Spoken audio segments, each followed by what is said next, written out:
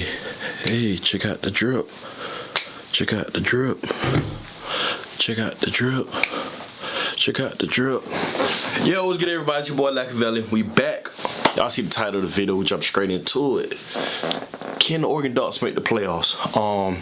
Right now, today, if it was all said and done, I know the committee makes their selection after this weekend. Who the first 4 teams in right now, who's on the bubble. Yeah, 4 teams. They're talking about adding teams, but I just did some deep research, like, what has to happen, what has to play out, hypothetically, the possibilities and whatnot, you know what I'm saying? If I do make a mistake, please let me know, you know what I'm saying? I love when people comment and catch my slips, you know what I'm saying? I appreciate that. But put up this real quick, you know what I'm saying? Show y'all this graph right here. If there was 18 playoffs right now, it would be Georgia playing Michigan State, Cincinnati playing Oregon, Bama playing Michigan, and OU playing Ohio State. If it was 8 teams, who knows who went out, whatever the case may be. I just want to show y'all guys that if it was 8 teams. But I just did research, just like my last video. We just talked about Oregon, who they have to play along the stretch, what quality wins. Is there quality? I feel like there are quality losses. My quality losses, when I refer to that, is losing to a ranked team. Ohio State has a quality loss. They lost to Oregon, who's number 7 in the country right now, while they're number 5. That helps them. Oregon do not have a quality loss. They lost to Stanford in overtime. It is what it is. The committee and everybody else saw how we lost. It was some BS calls. But at the end of the day, playoff committee get the last say so what goes on. In this video, I'm going to be talking to y'all about who's our friends, who's our foes, what needs to happen from my breakdown. So please let me know if this is a great video, because I really did some research. It took a while, you know what I'm saying? I was like on my detective stuff. So y'all let me know how this goes, man. Jumping into Georgia, you know what I'm saying? Y'all won't be seeing my face too much this video too. I'm gonna be having, like, you know what I'm saying, little titles and slides up, you know what I'm saying? So yeah, let's jump into Georgia. Right off bat, Georgia, they're 7-0 SEC. They got 2 ranked wins. They beat number 12 Kentucky at the time and number 18 Auburn at the time. The rest of their schedule, they have 4-3 Florida, 3-4 Missouri, 4-4 Tennessee, Charleston State University, they're 2-4, and they played Georgia Tech the last game of the year, which they're 3-4 at this time. Remind y'all, this at the time. Some teams might become ranked, some teams might be unranked, but at this time right now. So just hear me out of right now, where we're standing this moment before this weekend for Oregon. So you guys, please stay with me. And we all know that Georgia may have a possibility of playing Bama in the SEC championship. So with that being said, for another key point that I will get on later, we may see 2 SEC teams in the playoffs this year. Get ready for it. It may happen. It may happen. Georgia and Bama do not play each other in the regular season. So Georgia has 2 quality wins.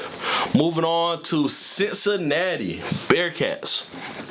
They coming off a great year last year, you know what I'm saying, and they look good this year.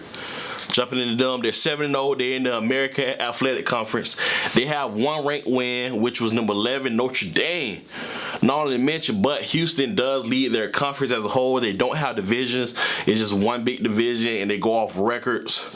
And Houston actually leads the conference right now, so I don't know if that helps anything, but Cincinnati is still number 2 in the country. Their following schedule, they have Tulane, which is 1-6, Tulsa 3-4, South Florida 2-5, SMU 7-0, which I hope College Game Day do be at that game. I think that's going to be a great game. If both of them stay undefeated and meet up undefeated, that's going to be a great game. And also, yes, we do need SMU to beat them. SMU is our friends right now, Oregon folks. Eastern Carolina, they're 3-4. For the AAC Conference Championship, they will either play Houston or SMU. We need one of them teams to beat them. SMU and Houston, our friends. That's our outline. Moving along, Bama. Number 3 in the country, Bama. They're 7-1 SEC. They have 2 ranked wins, 1 being against UF, which was number 11 at the time, and another being number 10 Ole Miss.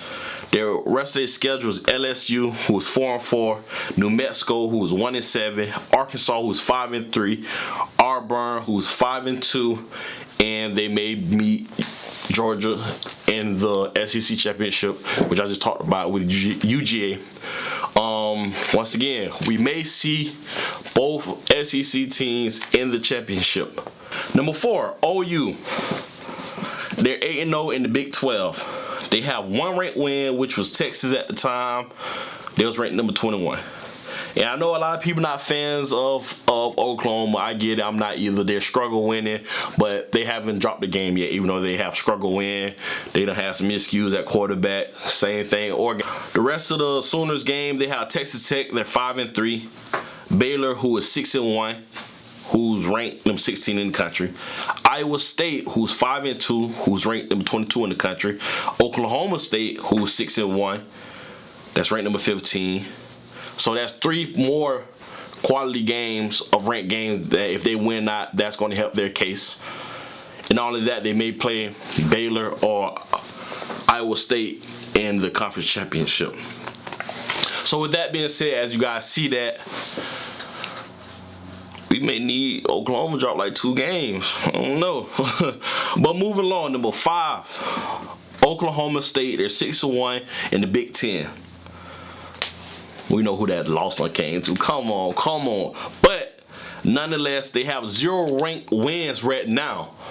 But don't get too happy just because they have 3 more ranked games, quality wins they can get. They do have a quality loss, which is Oregon. You know what I'm saying? So moving along, they play Penn State this weekend. They're number 20 in the country. They're 5-2. After that, they play Nebraska 3-5, Purdue 4-3, Michigan State 7-0, number 8 in the country. Right after that, Michigan 7-0, number 6 in the country. So with that being said, if they make it to the conference championship, they will play either Minnesota or Iowa. But how their division set up right now, the 3 best teams is on their side, so they finna have to duke it out, and whoever get to the championship game pretty much gonna win it, because Minnesota, Iowa not gonna beat either Michigan, Michigan State, or Ohio State. So once again, Ohio State is in front of us. I know a lot of people don't like that they're in front of us, but you gotta face it.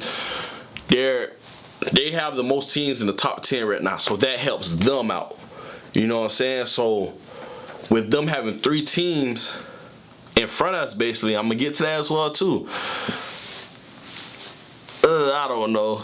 I kind of hope that Ohio State just drop 1 game and win out. And then maybe for that 4th spot, it'd be us and Ohio State. And the deal breaker would be that, hey, we beat Ohio State. We should get that 4th bid. You know what I'm saying? So we kind of want Ohio State on our side. Kind of don't. It's kind of, I don't know about that. But, number 6 in the country, Michigan. They're 7-0 Big 10. They have 0 ranked wins. But this weekend, once again, they play Michigan State, who's number 8 in the country. They're 7-0. Then they play Indiana, 2-5. Then they play Penn State, who's 5-2, number 20 in the country. Then they play Maryland, 4-3. Then they play the Ohio State, 6-1, number 5 in the country. And once again, that is 3 more quality ranked games for them. They haven't dropped the game yet. And they have a big test this weekend. And I don't know what to tell you guys, but the team that they play is a team that's right behind us in the rankings. So however this game go, if the team that's behind us win, they probably will jump us because we played the sorriest team in our conference, Colorado. So y'all be prepared for that. Even if Michigan lose, Michigan State, me personally, not being biased, Michigan State should jump us just because they beat a team that is number 6 in the country. You know what I'm saying? Compared to Oregon, who just beat a team that's ranked like 100 or something. You know what I'm saying? So stay with me here. Now we get to Oregon. 6-1 in the Pac-12, 1 ranked win against number 3 team in the country at the time, the Ohio State. So that quality win should hold a lot more weight just because we beat number 3 team in the country in their house at a time where, hey, y'all number 3 team in the country, now y'all number 5. So we do got some pull. We got some gravity pulling for us, you know what I'm saying? We got some hope there. But the only thing is, Pac-12 is going to be the Pac-12. You know what I'm saying? We ain't got no other ranked team like that not helping us out, and let's jump into it. So we got Colorado this weekend. They're 2-5. Then we got UW, who's 3-4. Wazoo, who's 4-4. Utah, who's 4-3. Oregon State, who's 5-2. And a possibility of playing Utah or Arizona State in the championship game. Neither is ranked. But like I said, later down the line, Utah might be ranked number 25. I feel like Oregon State should have been ranked already. They're 5-2, but who knows? But we do need Oregon State to keep winning. By the time we play them, they should be at least ranked like 15 to 19. They got to show them love because they actually balling right now. And a lot of people saying Utah is a trap game. We might lose Utah. I think we're going to whoop Utah ass. I think this Oregon State game was going to be a good-ass game. Just like it was last year. If I'm being honest. Last but not least, you got number 8 in the country, Michigan State. They're 7-0 in the Big Ten. They have 0 ranked games, just like Michigan and Ohio State did. But with them being winning in good fashion, blowing teams out, not getting struggle wins, they found themselves in the top 10.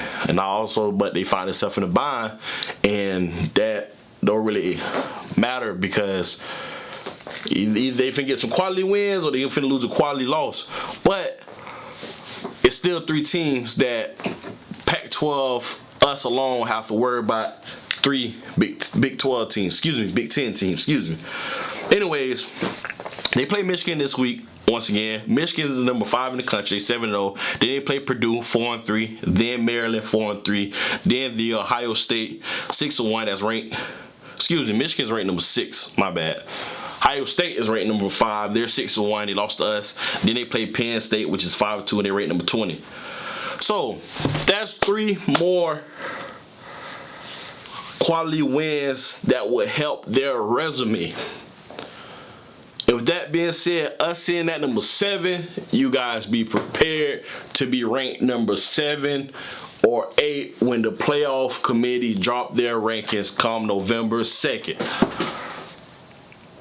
And these are our key points right here and takeaways that we need.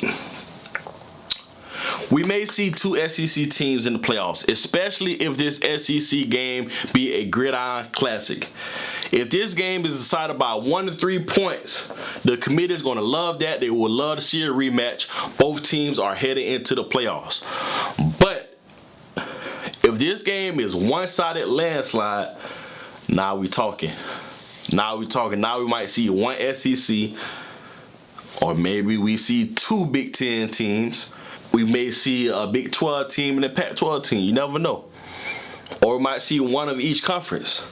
But I feel like if Georgia win not, Bama win not, they have a great ass championship game, a great one. If it's one-sided, only 1 getting in. But if it's a great game, which we would need it to be a one-sided game, whoever it goes to, because committee not gonna let a team get blew out in the championship game go to the playoffs. So that's what we need coming from the SEC. Moving on, Cincinnati. It's kind of hard to judge their schedule and who they got left to play. But if they do drop a game, I feel like they'll probably slide much more. Me personally, I don't know how to judge Cincinnati. I don't know if they're friend or foe. So excuse me on that. Just because they drop a game, we lost to Stanford. They dropped to Houston, SMU, who on paper look better than Stanford, so I don't know if we get the nudge above them, you know what I'm saying? So we need Cincinnati to lose twice, in a sense. Maybe I'm wrong, y'all leave a comment on that. Next up, we need OU to drop a game, maybe 2. And only reason I say that because along the stretch they got ranked games to play now. Let's see if they're really who they are. And not only that, the Big Ten is their ally in a sense. We got Ohio State, we got Michigan State. They're fighting for position too. So as long as OU keep winning and these Big Ten teams keep winning, that low key we gotta fight through 3 teams before we get Oklahoma. I could be wrong, could be right, you know what I'm saying? But how I look at it is with Michigan State behind us and Michigan right in front of us, and they play this week. If it's a good game, either Michigan gonna stay where they at, or Michigan State gonna jump in front of us and Michigan go right behind us. Both teams are undefeated. It's good versus good. You know what I'm saying? I don't see them moving that much. Not only that, but also we need Ohio State to drop a game and pretty much they're done. You know what I'm saying? We already beat them. Right now, the race is hot right now. Either you got one loss or you got no losses. We already beat we already beat Ohio State. So if they drop one more game, they're out of it. Goodbye. Sayonara. We just got to worry about Michigan and Michigan State. But not only that, be prepared to be on idle for a week or so. Michigan State have identical records. Like I keep saying, they may just swap spots and have more quality ranked games and the quality loss. Talked about that earlier, man. So I know a loss is not quality to most, but in a sense, y'all get what I'm saying. Like, I'd rather lose to number 2 in the country than lose to number 113th team ranked in the country. But not only that, we need Oregon State to win out so they can be ranked when we beat them and we blow out ASU or Utah in the Pac-12 championship. That's it. Thank you for coming to my TED Talk. Thank you. I'm Machiavelli. I'll see y'all this weekend. I will be going live. I didn't go live during halftime before the game last week because I was in Portland handling business. But yeah, that's how I see it. I could be wrong. I could be missing something. Y'all let me know if I am missing something. But from the outside looking in, from my research, we got hope. We need some stuff to happen, but we have hope. With all these Big Ten teams winning right now, it kind of make us look bad in a sense just because no other team in the Pac-12 is holding it down besides us. We're the only bowl eligible team in the Pac-12 right now. That's sad. That's sad, man. But yeah, man, go Ducks, go Ducks. I'll see y'all this weekend.